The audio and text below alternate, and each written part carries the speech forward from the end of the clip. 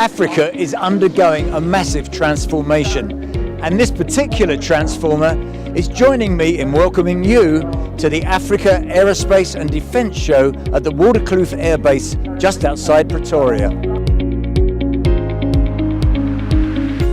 There are new aeroplanes here and old, big and small, and we caught up with a growing number of UAV manufacturers and other new platforms for the defence and civil aviation sectors.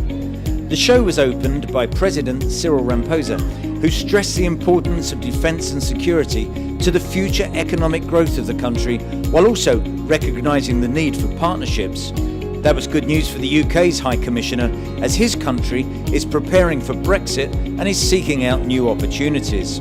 As we leave the European Union next year, we are reinvesting and revitalising our relationships with traditional long-standing partners, including here in the African continent, on the basis of a 21st century partnership. And that's very true in the defence space, which is why we're here today. Good news for South Africa too, as the country's Defence Minister, Nosiviwe Mapisa-Nqukula, explained to me about Africa's defence future as a whole, as she celebrated the announcement of the launch of black-owned and managed Paramount South Africa.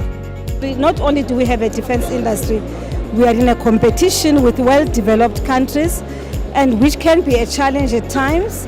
Yes, we have budget cuts in our defence force, for instance, but in spite of all that, there's continued work being done in the area of defence. The Paramount Group was dominating the news at the show with its multi-role Ahlak platform, flying the production and prototype models into the event for the very first time. The first two production models of the militarised Mwari variant also joined the very modern Industry 4.0 digitalised production line this week. The company also announced a partnership with Leonardo for a weaponised M345 trainer. The value of training was shown on the eve of AAD. The pilot of a South African Air Force Oryx helicopter was praised after all passengers and crew escaped a catastrophic hard landing in a pre-show VIP display without injury. The aircraft was not so fortunate. Now, unmanned aircraft are on the rise in Africa, and Cape Town's Tellumat announced its Asta surveillance platform is entering production. Our system is 80% locally produced, our own IP, so it's built in South African rands, and therefore we believe that from a cost perspective we're very competitive out there. The market definitely showing interest, especially Africa. Around about 8 countries are already inquiring about our system.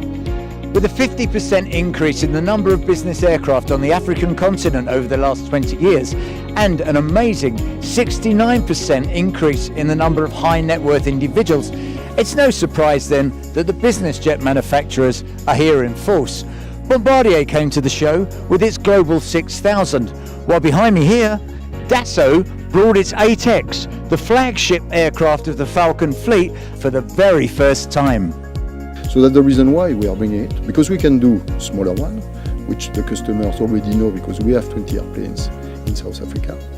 But by bringing this one, we also show that we can have a longer range airplane, an ultra long range airplane, which fits their future needs. There was innovation here too.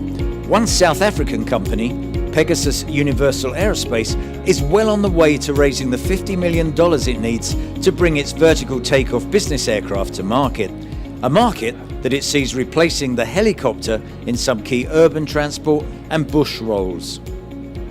The observation aircraft Seeker was on display this week, demonstrating the clear vision from the cockpit, and now, with an American base in Togo, could soon be playing a role on pipeline and power line inspections and even on anti-poaching missions.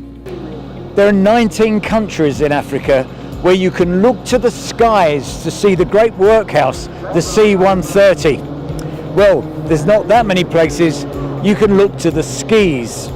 But here at AAD, we had the LC-130H fitted with a new generation of 8-bladed MP2000 propellers for polar operations, and it's all set for ice or snow landings.